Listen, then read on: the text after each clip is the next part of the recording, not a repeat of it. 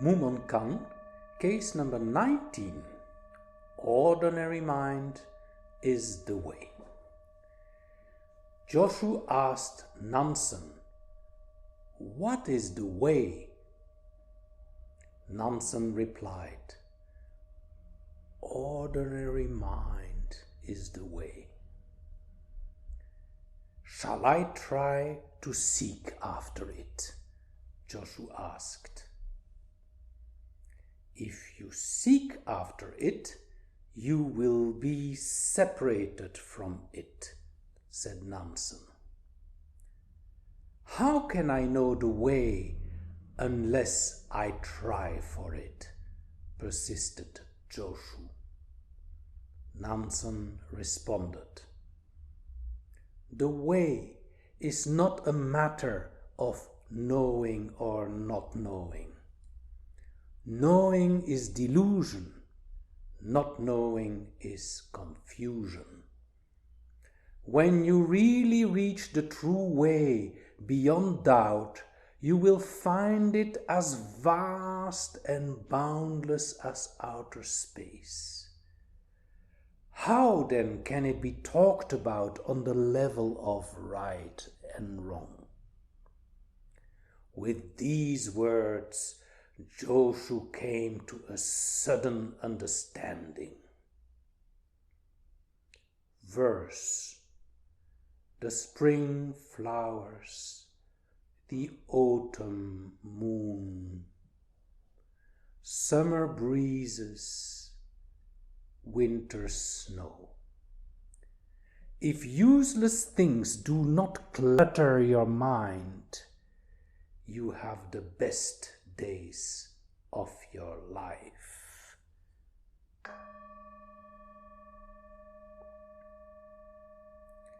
Let us start from the beginning.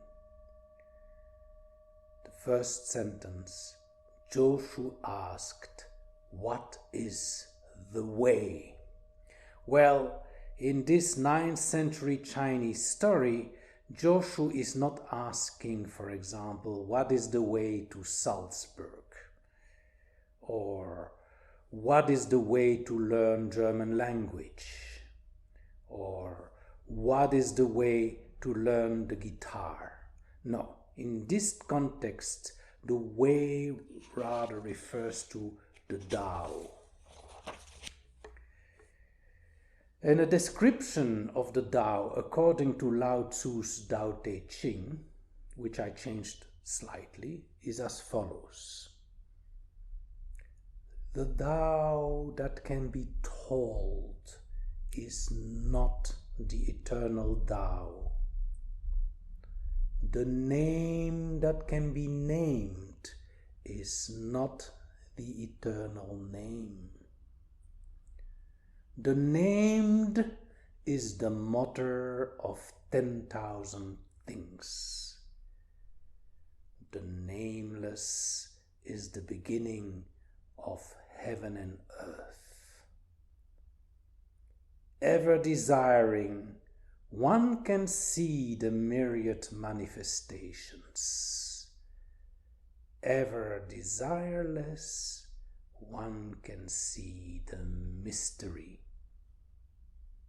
These two aspects spring from the same source.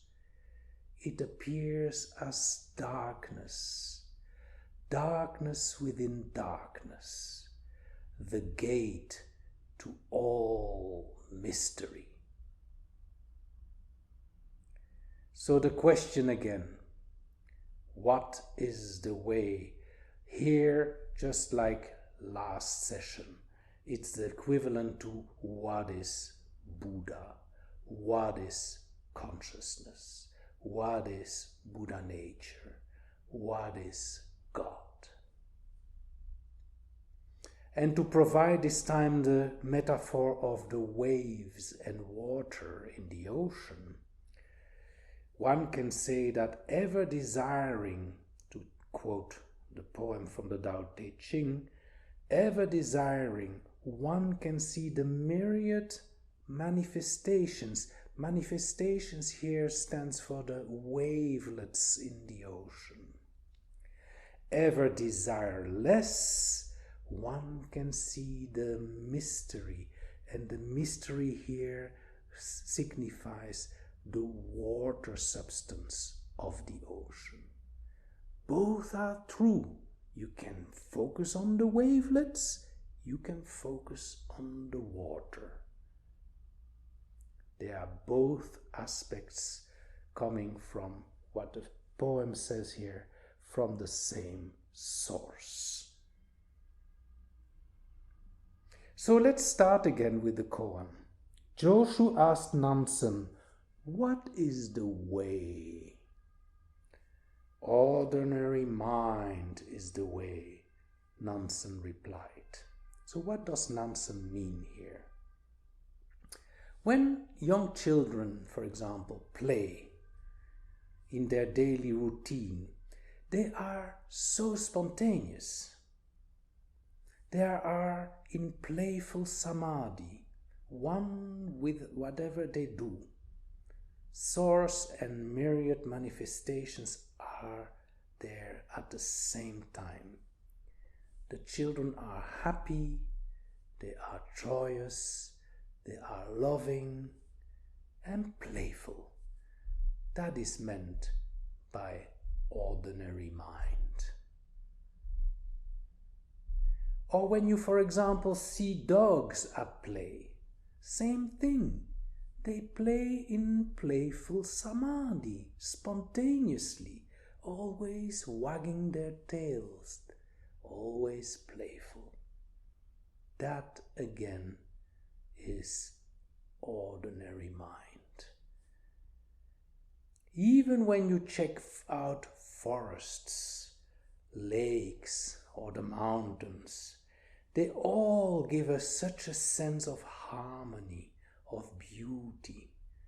That sense of harmony is also ordinary mind. Why? Do you see a playing child making efforts to be spontaneous? It just is. Do you ever see a dog making efforts to wag their tail? No, they're just happiness. Did you see a pine tree making an effort to be great and green? No, they just stand there majestically shining. Innocence is samadhi. Innocence is ordinary mind. Then when you wake up and you do all kind of daily activities, cooking, putting on your clothes, gardening, traveling to your work, speaking to an audience at work, all these activities can also be great if you execute them in spontaneous samadhi. So far so good. Let us start the koan again. Joshu asked, "Nansen, what is the way?" "Ordinary mind is the way," Nansen replied. "Shall I try to seek after it?" Joshu asked. "If you seek after it, you will be separated from it," said Nansen. You can seek an object. When you lost, for example, your key, you can look for your key. Or when you forgot where you parked your car, you can look for your car. You seek an object. But can you seek that what seeks? To take another metaphor, the movie hero on the screen. Can the movie hero on the screen find the screen? If you come close to the screen and you look at it, you see there is only screen. The hero is only some shadow and lights on that screen. movie hero is screen, but it cannot seek or find the screen. Whenever you go on a search, you create a distance. There is a searcher here and an object that is being searched over there. So you create distance, duality, a sense of separation. And then it's not surprising that you won't find oneness. So ponder about this and see how all seeking leads only to objects. And then come to a stop in that effort of seeking and focus within towards the subject, and see that when you do so, there is no separation. There is only oneness. Is there any need to look for that one? To search or seek for that one, since you already it? You can only be it. You cannot find it, because it is not an object. It is the subject.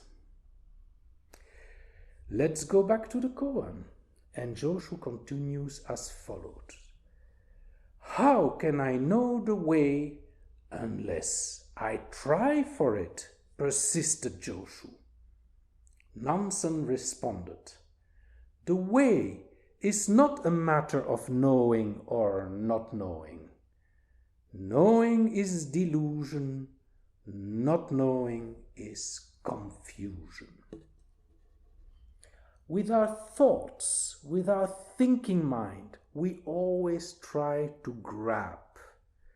And just as we cannot seek for what we already are, we can also not know what we already are either, since we already it. So you cannot know it like you know an object.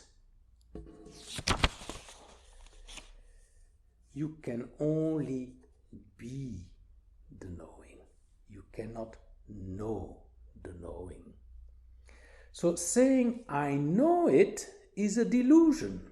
There is no thing, nothing or no thing to know. What you are is not a thing, as I already said. But then also, on the other hand, to say I don't know creates confusion. How can you not know what you already are? You are it. So the subtlety here is you cannot know it as an object, but you are the knowing already. Let's continue now with the last few verses of the koan. When you really reach the true way beyond doubt, you will find it as vast and boundless as outer space.